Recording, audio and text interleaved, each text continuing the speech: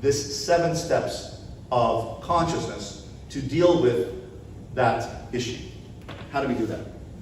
So step number 1 is the wheel of strengths. I'd like you to draw a large circle on your page. Draw a large circle on your page, and this is called the wheel of strengths.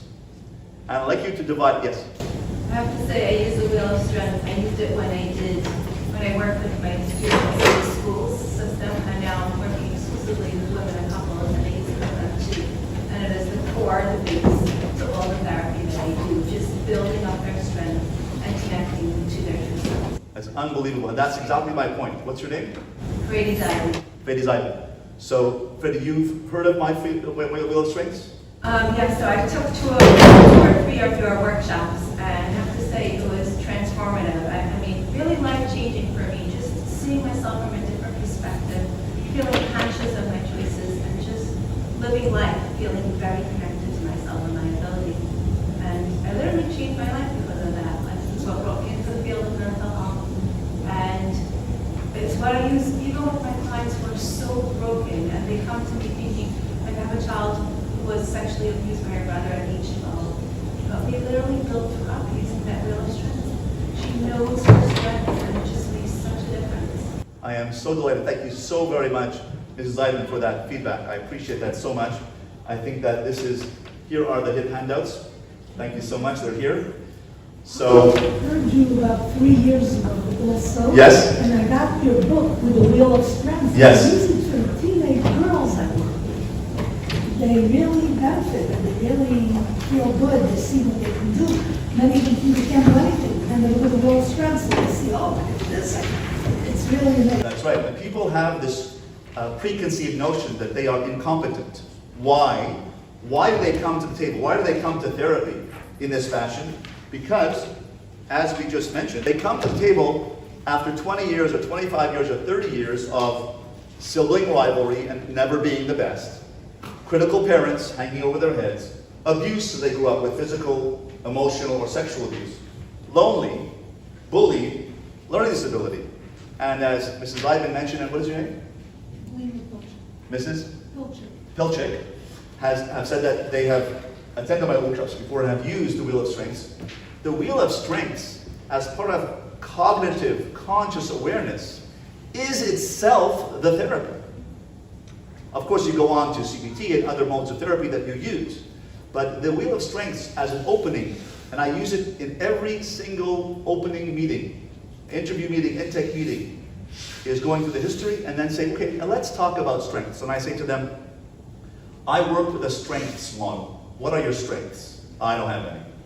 I'm just a loser. And they've labeled themselves a loser or unpopular or ultimately, at the end of the day, just no good. I'm just no good. Other ways of saying that are I'm not enough, not good enough, not making it. And this is what this system of 7 steps to consciousness comes to counteract. And as your Mrs. Zeidan, Mrs. Pilchick, that they're using this in therapy, and it makes a shocking beginning difference when a person walks out of therapy for the first session and says, I didn't realize that I had some strengths. I thought I was just a no good, undervalued, unworthy, incapable person.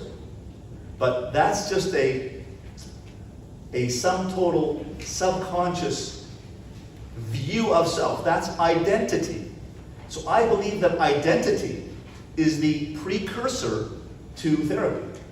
If you have a valid identity, if you have a positive identity, which I call conscious of my identity, consciousness, then you can begin therapy. But if you're going to go through therapy through depression and engage the client with, let's work on these challenges, let's work on being positive. Yeah, well, I can't be positive. Life's horrible and I'm never going to get out of this hole that I'm in and this mess that I'm in, and marriage is never going to be better, and life's never going to be better, and I'm never going to be appreciated. No one ever appreciates me. The story of my life, right? If you have that, and you're trying to use CBT therapy and CBT techniques to challenge the person, it's not going to be that successful. It may be somewhat successful for 5 minutes. When they walk out of the door, they're going to still have that tape running in their mind saying, yeah, but I'm really no good.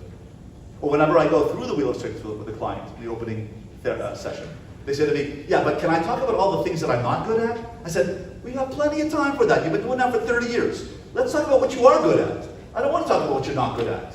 I want to talk about the good stuff. And no one has ever asked them that. Social worker or the educator or the parents or something. Let's talk about your problems.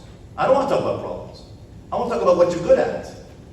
That's why the self-esteem wheel, the wheel of strengths, shocks you out of your identity of negativity and says, hey, there are some things which are good about me.